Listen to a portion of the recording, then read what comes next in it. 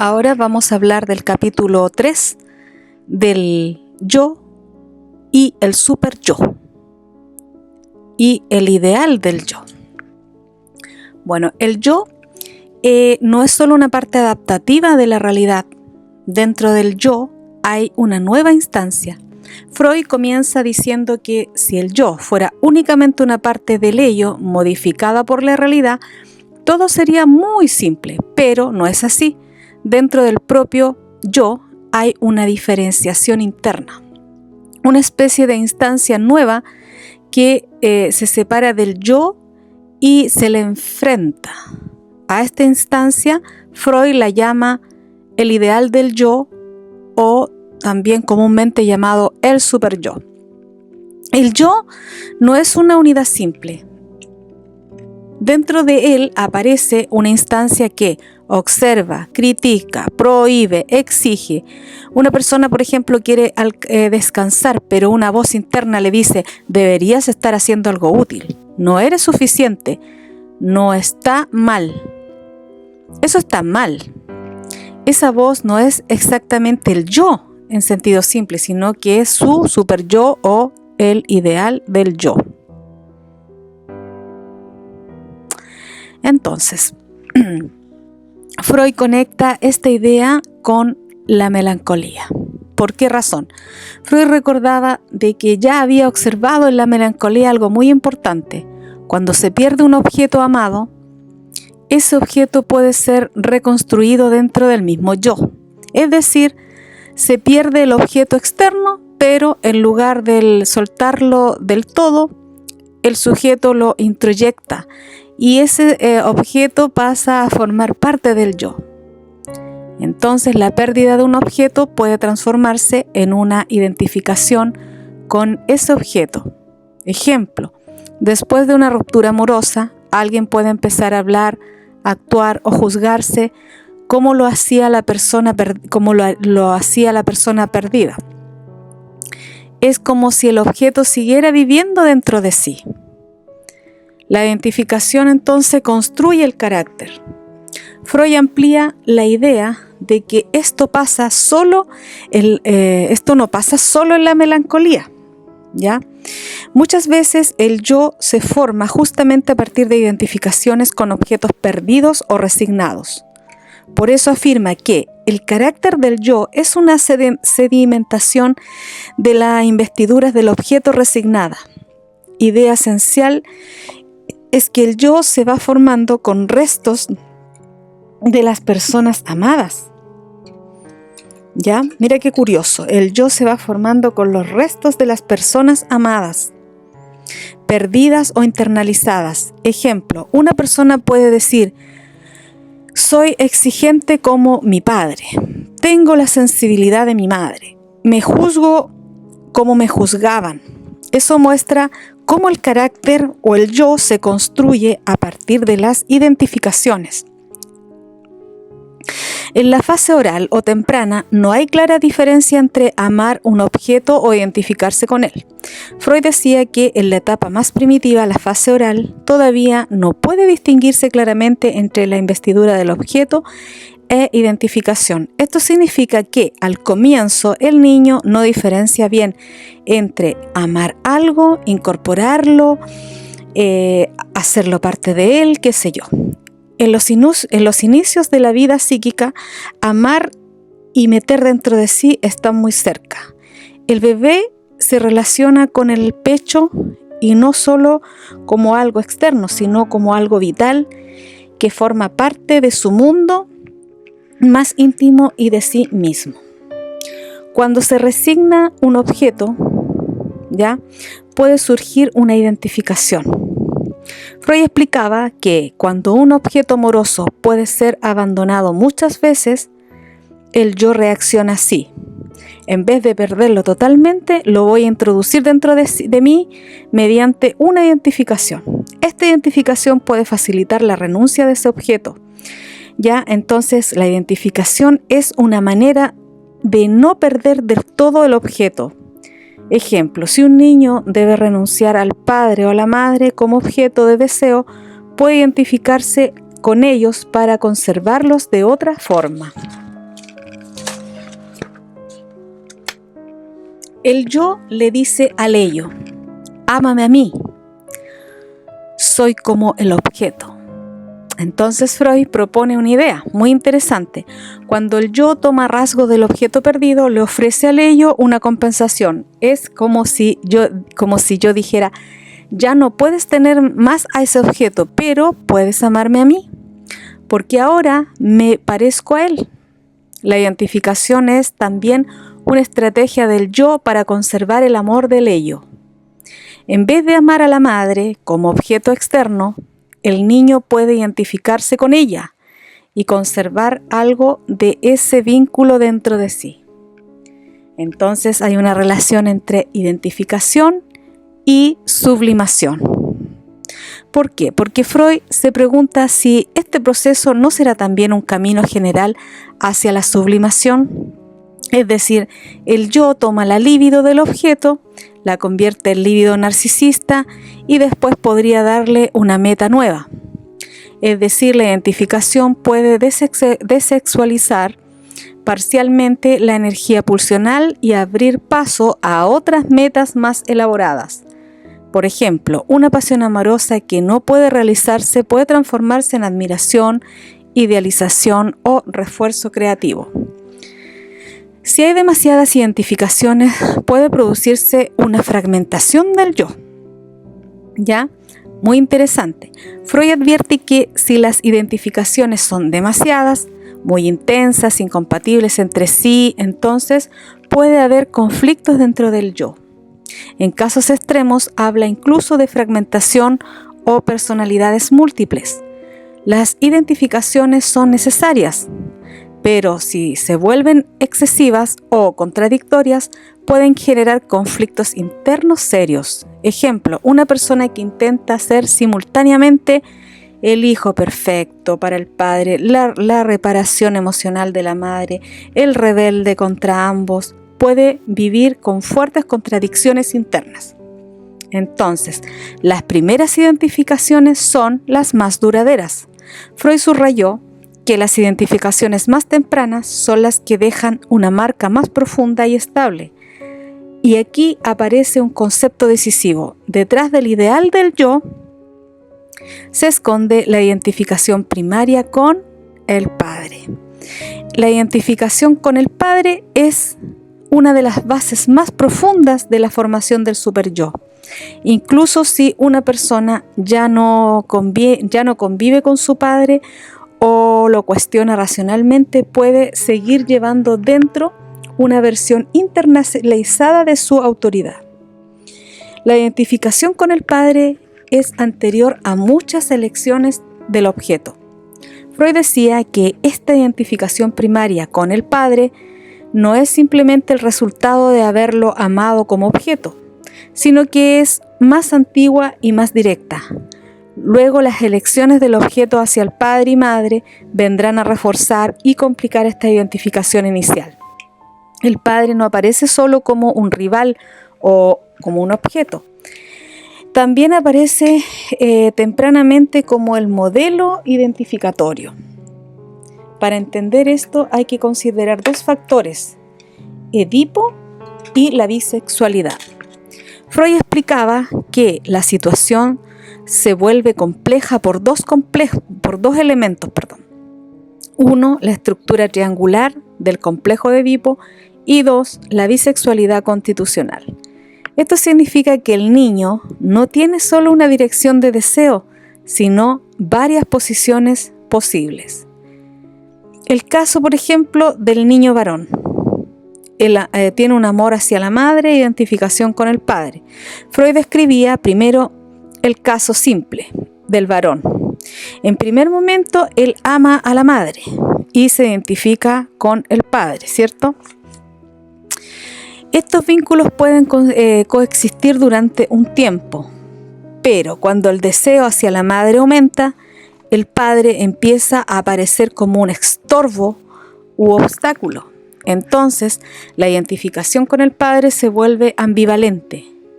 Amor, admiración, rivalidad, hostilidad. La idea esencial entonces aquí sería que la relación con el padre no es solo amorosa ni solo rival, es ambivalente. Ambivalente. ¿Por qué razón? Porque antes hubo una relación primaria o identificación primaria con él que no se rompe de inmediato. Entonces ahí surge la ambivalencia.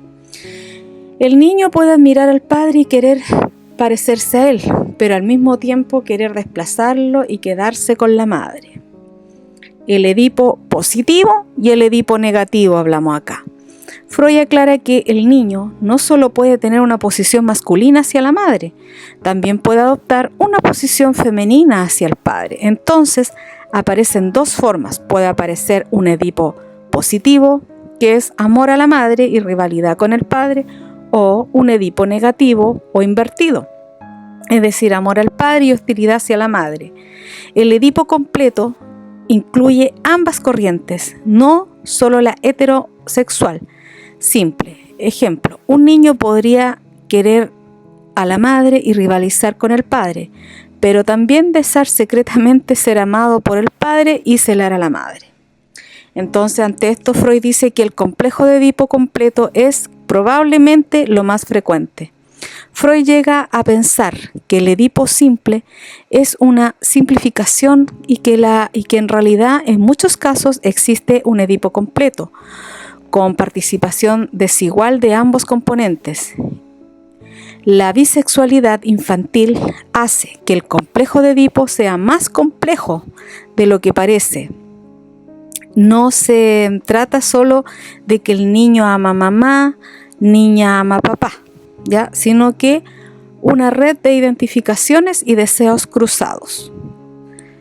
El sepultamiento de Edipo deja como resultado, ¿qué cosa? Identificaciones, ¿ya? Cuando Edipo se reprime o se sepulta definitivamente, las distintas investiduras libidinales no desaparecen sin más, se transforman en identificaciones. El niño, esto puede dar lugar a que se identifique con el padre, que se identifique con la madre, combinaciones entre ambas, y el superyo surge de la sedimentación de estas identificaciones tras la caída de Edipo. El superyo entonces no es solo heredero de Edipo, sino también es una reacción contra él. Freud dice que algo muy importante, el superyo no es solo un residuo de Edipo, sino también una formación reactiva contra él. Es decir, no solo conserva algo del vínculo con los padres, sino que también se constituye como prohibición frente a esos deseos. Por eso tiene dos caras. Un ideal, deberías ser como el padre, y otra como prohibición. No puedes hacer lo que el padre hace. El superyo admira y prohíbe al mismo tiempo. Por ejemplo, un niño puede querer ser fuerte, exitoso, admirado como el padre, pero al mismo tiempo sentir que no tiene derecho a ocupar su lugar. El yo toma prestada del padre la fuerza para reprimir. El yo toma prestada del padre la fuerza para reprimir el Edipo. Freud explica que el yo infantil, para poder reprimir el complejo de Edipo, se fortalece tomando la autoridad del padre e instalándola dentro de sí. Eso es justamente el super yo. Ideal es que el niño interioriza la autoridad que lo prohíbe y transforma en ley interna. Ya no hace falta que el padre real esté presente para prohibir, la prohibición sigue actuando desde adentro.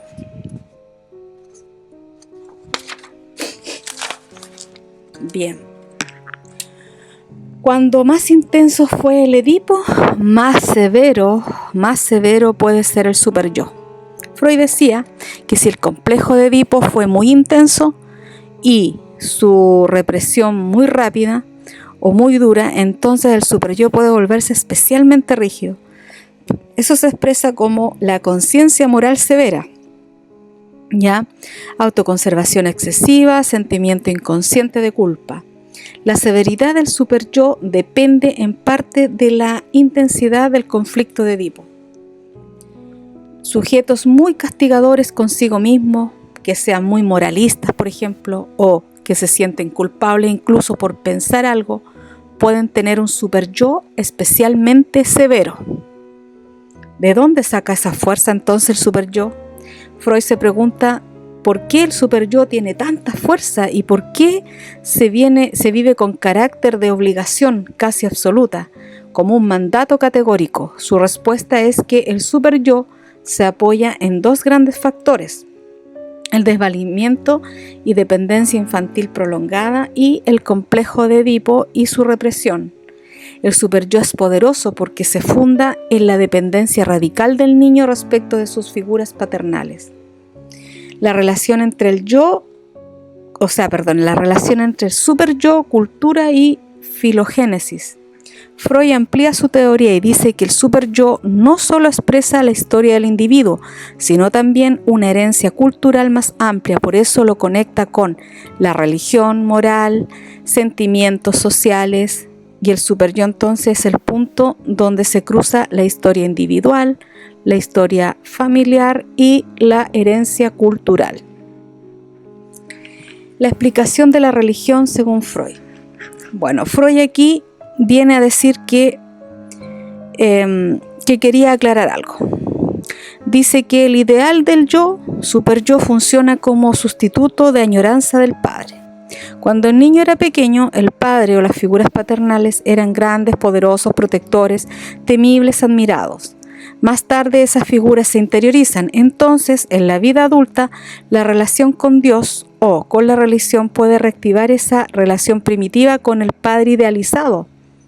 Para Freud, la religión es una parte de una prolongación psíquica del vínculo infantil con el padre. El creyente se humilla, obedece, pide protección, teme castigo y busca amparo de una figura superior.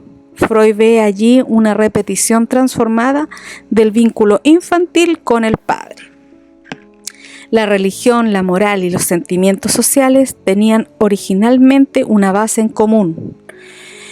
Esa base, según Freud, plantea que la religión, moral y sentir social derivan el fondo de una misma matriz: el complejo paterno, el complejo de Edipo y la internalización de la ley. Lo más alto del ser humano no surge fuera del conflicto pulsional, sino a partir de él. La prohibición del incesto, la obediencia a la ley, la culpa y la conciencia moral serían desarrollados culturalmente y derivados de la misma base psíquica infantil. El superyo entonces como lo más alto del ser humano. Freud responde aquí cualquier crítica al psicoanálisis por ocuparse solo de lo bajo o lo pulsional. Dice: también existe una instancia elevada en el ser humano y que es precisamente el superyo, ¿ya? En el psicoanálisis no se niega la moral o lo elevado, sino que se intenta explicar su origen. La ética, por ejemplo, la conciencia moral y los ideales no caen del cielo, se construyen a partir de identificaciones, prohibiciones y conflictos infantiles. El ideal del yo es el heredero del complejo de Edipo. Bueno, Freud decía que esta es una de las frases más famosas e importantes de este capítulo. El ideal del yo es el heredero del complejo de Edipo. Cuando Edipo se reprime o se sepulta, no desaparece del todo, deja como herencia una nueva instancia, el superyo o el ideal del yo.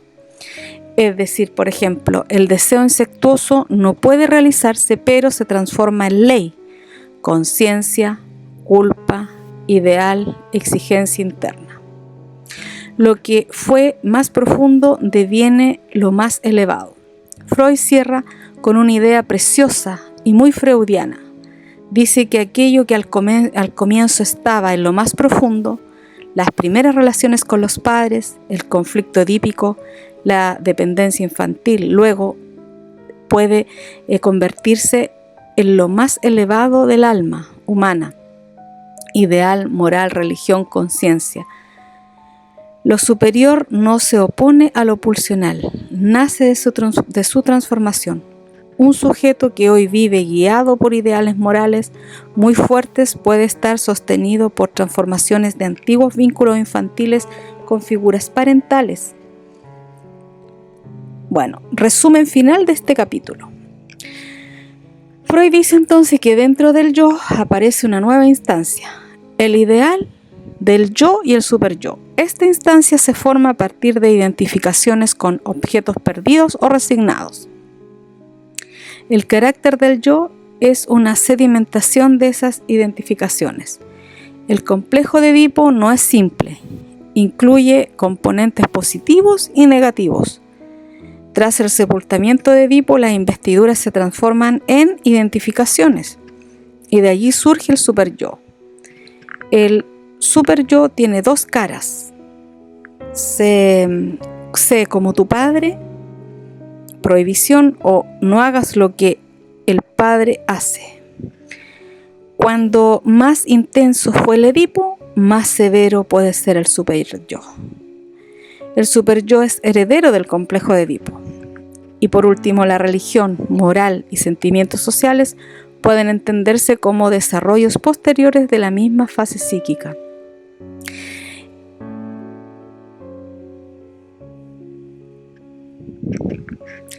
Bueno, ahora el último capítulo, el penúltimo, que sería el yo y el ello, capítulo 4, las dos clases de pulsiones que habla acá.